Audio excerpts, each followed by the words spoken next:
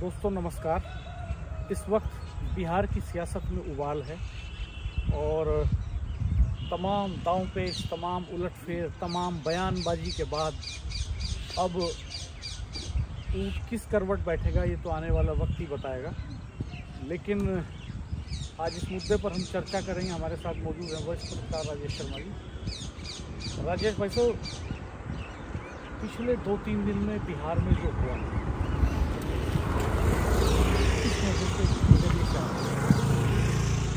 तो साहब, अगर मैं नीतीश कुमार की बात करूं, बिहार के वर्तमान मुख्यमंत्री की, तो मुझे लग रहा है कि देश में सबसे ज़्यादा बार मुख्यमंत्री की शपथ लेने वाले नीतीश कुमार 9 बार शपथ ली। जब हम अब से पहले जब हम बात करें तो ज्योति बसु ऐसा नाम आता था पश्चिम बंगाल के मुख्यमंत्री का, जो सबसे ज़्यादा 6 बार मुख्यमंत्री रहे, 7 बार मुख्यमंत्री रहे। और उसके बाद में 9 बार मुख्यमंत्री की शपथ लेने वाले एकमात्र नीतीश कुमार जी। और नीतीश कुमार जी को सेंटर से मतलब नहीं होता, वो अपना फायदा देखते हैं। क्योंकि एक शब्द है राजनीति में कि राजनीति जो पॉलिटिकल साम दाम दंड भेद इन चारों गुणों से परिपक्व होता है, वो राजनीति में आगे बढ़ता है हमेशा। और मुझे लगता है कि इन तमाम चारों गुणों में पारंगत इस समय देश में सबसे ज़्यादा नीतीश कुमार। वो जब गठबंधन करते हैं जिस दल से, वो पहले गुना भाग करते हैं कि गठबंधन करने के बाद इसका मुझे फायदा होगा या नुकसान। अगर उन्हें लगेगा फायदा है तो वो तमाम अपने दलों के नेताओं की बात अलग रख छोड़ देते हैं और वो अपना निर्णय अपने अनुसार काम करते हैं।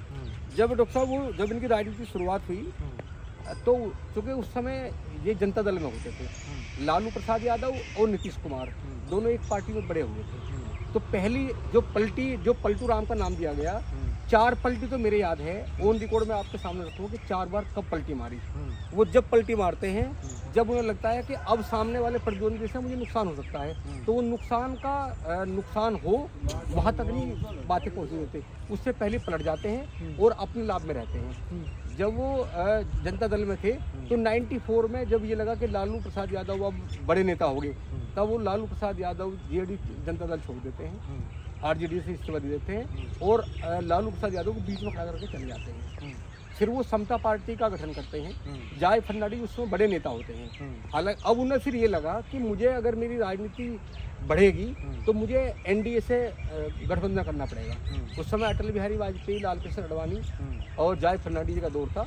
तो चूँकि जय फर्नांडिस समता पार्टी के अध्यक्ष थे और वो हमेशा क्योंकि अटल बिहारी वाजपेयी सरकार में वो रक्षा मंत्री भी रहे, उनको बहुत सारे आरोप भी लगे, तो फिर वो समता पार्टी में चले जाते हैं। और जब समता पार्टी में लगता है कि जय फर्नांडिस जब चरम पे है, तो फिर वो समता पार्टी को छोड़ देते हैं और फिर वो जनता दल यूनाइटेड बनाते हैं। जनता दल अगर आपको हो तो मैं डेट वाइज बताऊँ। हाँ बिल्कुल बताइए। डेट वाइज डॉक्टर साहब ये है कि 1994 में जनता दल से अलग होकर समता पार्टी बनाई थी। जय फर्नांडिस 1990 का आराम से देख सकते हैं, क्योंकि याददाश्त बहुत भरोसे की चीज़ नहीं होती। तो आप ये डेट्स देख के बताएंगे तो ज़्यादा बेहतर रहेगा। डॉक्टर साहब, नीतीश कुमार जी पहली बार 2005 में पहली बार बीजेपी के समर्थन में सरकार बनाई थी। लगभग 8 साल नीतीश कुमार साथ रहे, लेकिन जब उन्हें लगा कि 2019 में बीजेपी उनका नुकसान कर देगी, तो 2013 में वो पाला बदल देते हैं और पाला बदल के वो अलग हो जाते हैं। फिर ये उनका दूसरा दौर था, दूसरा पलटी वाला। मैं आपको बताऊंगा, क्योंकि हमेशा सारी बात वो होनी चाहिए जो यथार्थ में हो, चाहे भले ही जो है थोड़ा टाइम लग जाए। तो दूसरी पलटी राणा जी ये थी, हाँ दूसरी पलटी थी जब 2014 में बीजेपी प्रचंड बहुमत से जीतती है। हालांकि जब एनडीए मोदी जी को मतलब बीजेपी अपनी तरफ से प्रबल दावेदार प्रधानमंत्री का घोषित करते हैं, तो नीतीश कुमार इस बात को लेकर नाराज होते हैं। वो कहते हैं कि अगर मोदी जी देश के प्रधानमंत्री बनेंगे बीजेपी की ओर से, तो मैं एनडीए के साथ में रहूँगा। वो एनडीए से गठबंधन समर्थन तोड़ देते हैं और जब 2014 का मेंबर पार्लियामेंट का चुनाव होता है तो वो अलग लड़ते हैं। हालांकि बिहार में पूरा वर्चस्व जो है उस समय मेंबर ऑफ पार्लियामेंट में बीजेपी का होता है, वो बहुत ज़्यादा उनकी जो है बहुत ज़्यादा सीट नहीं हो पाती। जब उन्हें लगा कि भाई अब जो है यहाँ तो बीजेपी का वर्चस्व है और यहाँ कहीं आरजेडी मतलब लालू प्रसाद यादव और उनके बेटे क्योंकि जब तक लालू प्रसाद यादव राजनीति में थोड़े सक्रिय हैं तब तक नीतीश कुमार जो है लगातार चिंता में है कि पता नहीं वो क्या दांव चलते, क्योंकि वो राजनीति के मजेव खिलाड़ी हैं लालू प्रसाद यादव जी। अच्छा, तेजस्वी भी मजेव खिलाड़ी हैं, पर जब तेजस्वी सामने होते हैं तो उन्हें लगता है कि तेजस्वी सेकंड नंबर का है, मेरे सामने डाउन रहेगा। फिर वो 2015 में एक बार फिर वो बीजेपी के गठबंधन में हाथ मिला लेते हैं। लगता है कि अब मुझे फायदा जेडीयू से नहीं, मुझे फायदा बीजेपी से होने वाला है, तो फिर वो बीजेपी से हाथ मिलाते हैं। और देखो, मैं एक बार बता दूं कि ये लगातार 9 बार मुख्यमंत्री की शपथ ली है। राणा जी पहली शपथ इनकी 2002 में पहली बार मुख्यमंत्री बने थे।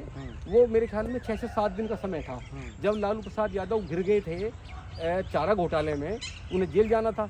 तो चूंकि राबड़ी देवी, वो चाहते थे कि राबड़ी देवी मुख्यमंत्री बन जाए, और नीतीश कुमार को लगा कि अब अच्छा मौका है, लालू यादव जेल जाएंगे और मैं मुख्यमंत्री बन जाऊंगा। तो तब जैसे मुख्यमंत्री बनते हैं, हालांकि वो कुछ समय के लिए बनते हैं, फिर ऐसा समीकरण होता है, इतना प्रेशर होता है जेडीयू का कि वो हट जाते हैं और राबड़ी देवी फिर मुख्यमंत्री बन जाती है। फिर दूसरी बार वो 2005 में, नवंबर 2005 में शपथ लेते हैं। तीसरी बार वो फरवरी 2016 में मुख्यमंत्री की शपथ लेते हैं। चौथी बार, पांचवी बार वो नवंबर 2015 में शपथ लेते हैं। फिर छठी बार वो जुलाई 2017 में शपथ लेते हैं। सातवीं बार 2020 में शपथ लेते हैं। और आठवीं बार वो 2022 में शपथ जब लेते हैं, जब तेजस्वी को डिप्टी मुख्यमंत्री बनाते हैं, अपने आप मुख्यमंत्री बनते हैं जीतन राम मांझी के बाद में। और जब 2024 जनवरी का समय आता है तो वो जेडीयू को छोड़ देते हैं, फिर बीजेपी से हाथ मिला लेते हैं।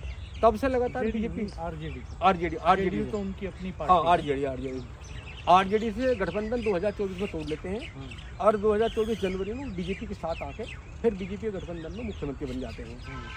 क्योंकि वो पहले जो कांग्रेस का एनडीए इंडिया अलायंस था, इंडिया अलायंस के वो बड़े नेता थे, बनना चाहते थे कि मैं उसका मुखिया बनकर रहूं, लेकिन ममता बनर्जी इसका विरोध करती है और ममता बनर्जी के विरोध के बाद में वो इंडिया अलायंस को छोड़ देते हैं और सीधे एनडीए में प्रवेश करते हैं। अब चूंकि उनके 12 मेंबर ऑफ पार्लियामेंट भी आते हैं इस बार भाजपा गठबंधन के साथ में।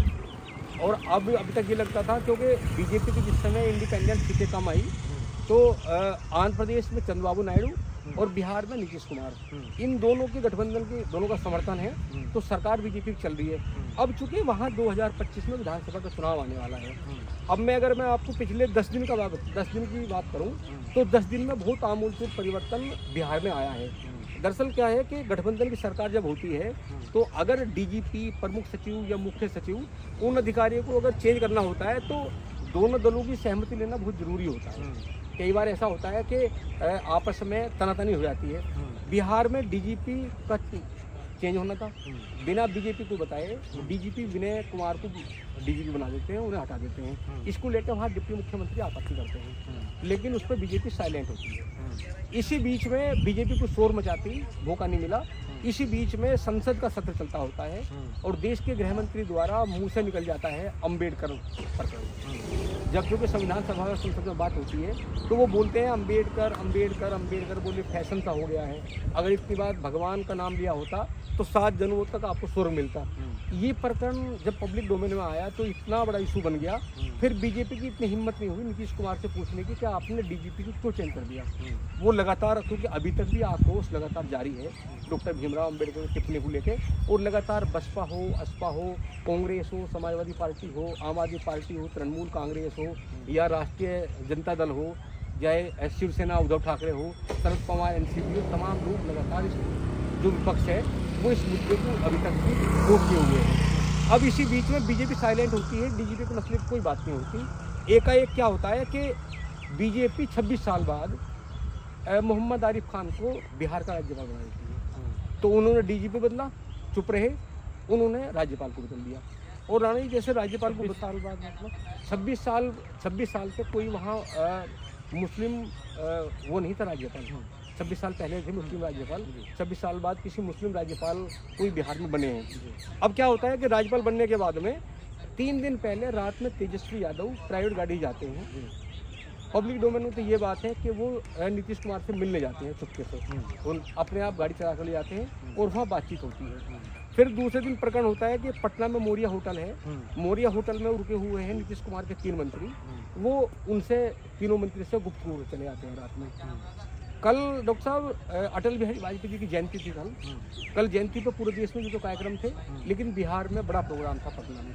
तो बिहार के डिप्टी मुख्यमंत्री विजय सिन्हा साहब हैं, वो उस प्रोग्राम में चीफ गेस्ट थे। जब वो कल बोल रहे थे तो उनके मुंह से ये निकला कि पूर्व प्रधानमंत्री अटल बिहारी वाजपेयी जी की जो राजनीति है, जो सच्ची श्रद्धांजलि है, वो तब सफल होगी जब बिहार में 2025 में बीजेपी का मुख्यमंत्री होगा। तो जो प्रकरण लगातार जो आग लगी थी हल्के जो अदृश्य था तब, कल वो सब सार्वजनिक हो गया। हालांकि बयान के बाद में जब प्रतिक्रिया आई नीतीश कुमार की ओर से, तेजस्वी की ओर से प्रतिक्रिया आई कि भाई ये 2025 के विधानसभा चुनाव में नीतीश कुमार अगर एनडीए का हिस्सा रहेंगे तो नीतीश कुमार मुख्यमंत्री नहीं बनेंगे, मुख्यमंत्री बीजेपी के बनेंगे, ऐसा विजय सिन्हा ने खुले मंच से कहा है पूर्व प्रधानमंत्री जी की सभा में।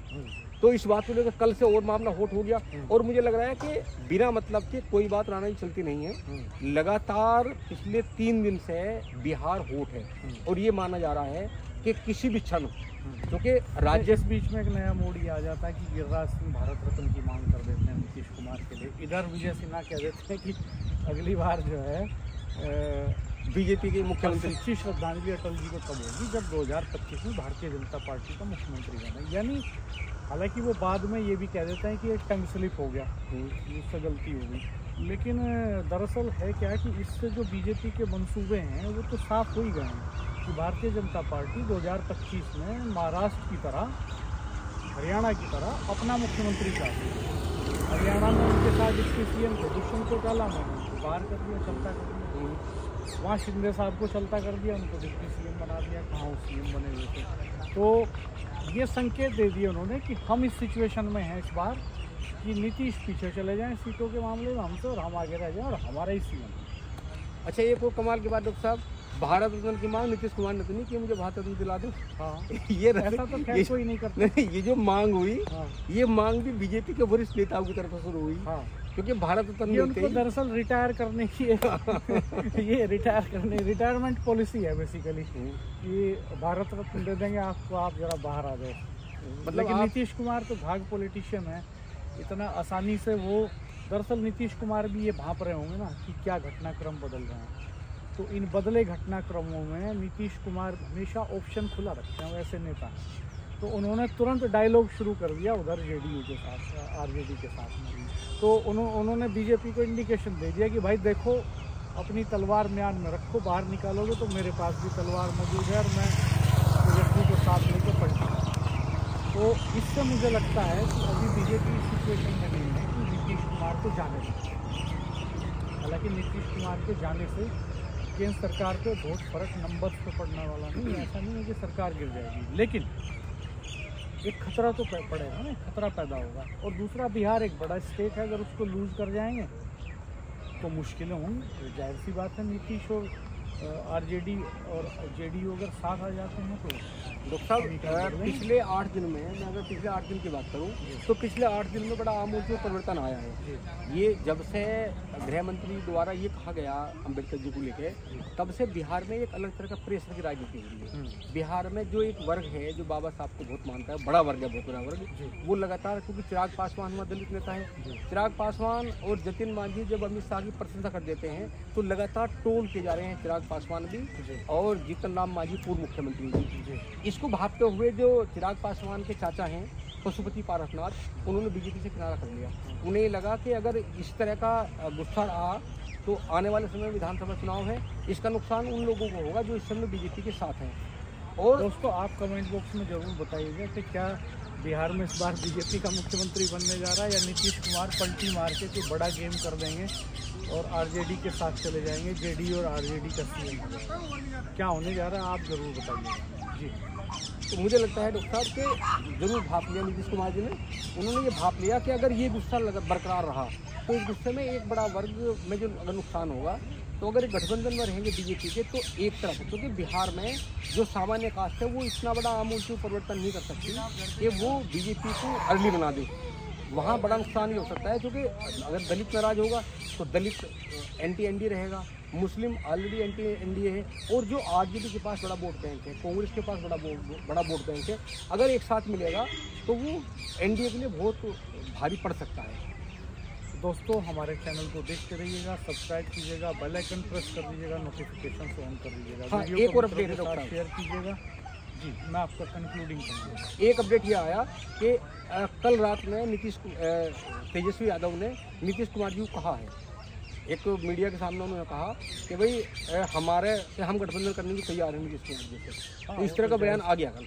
तो जाहिर सी बात है, सत्ता बड़ी चीज़ होती है और कहा जाता है राजनीति में कि 5 साल की सत्ता 100 साल के संगठन पर भारी होती है।